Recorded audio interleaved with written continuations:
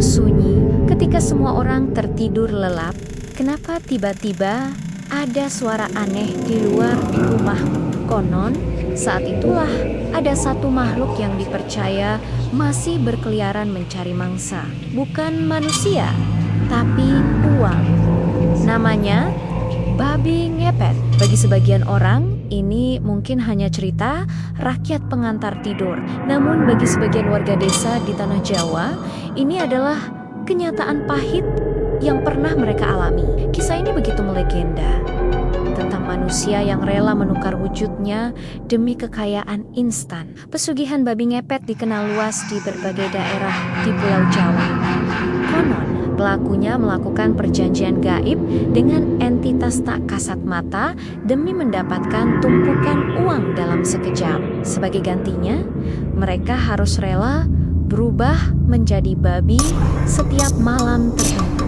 Tugasnya sederhana, menyelinap dari rumah ke rumah, menggesekkan tubuhnya ke dinding, dan secara gaib menyedot uang milik penghuninya. Ritual ini tidak dilakukan sembarangan. Menurut cerita yang beredar, pelakunya harus menyiapkan sesajen khusus dan berpuasa dalam jangka waktu tertentu. Saat malam tiba, mereka akan menyepi di ruangan gelap, menyalakan lilin sebagai penanda. Sementara si pelaku beraksi dalam wujud babi, tubuh aslinya akan dijaga oleh seorang pendamping.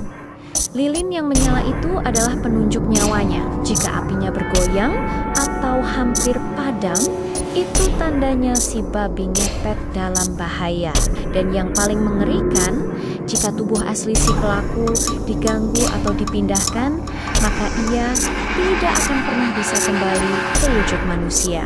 Ia akan terjebak selamanya sebagai babi, hingga akhirnya mati perlahan. Cerita ini mungkin terdengar seperti dongeng, tapi kesaksian warga seringkali membuat bulu kuduk berdiri. Seorang warga desa pernah bercerita, waktu itu uang satu kampung hilang secara misterius. Kami ronda dan melihat babi hitam besar.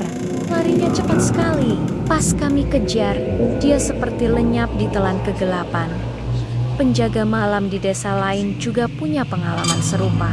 Saya pernah lihat babi aneh, matanya merah menyala. Begitu saya lempar batu, dia tiba-tiba hilang begitu saja. Padahal tidak ada jalan lain. Seorang tetua kampung hanya bisa berpesan, orang serakah itu pasti cari jalan pintas. Pesugihan itu nyata dan selalu minta bayaran yang mahal secara logika. Kehilangan uang massal bisa saja dijelaskan sebagai pencurian biasa yang terorganisir. Tapi ada beberapa hal yang sulit dijelaskan akal sehat. Pola kejadian yang selalu sama, kesaksian serupa dari orang-orang yang tidak saling kenal, dan hilangnya uang tanpa ada tanda-tanda pembobolan.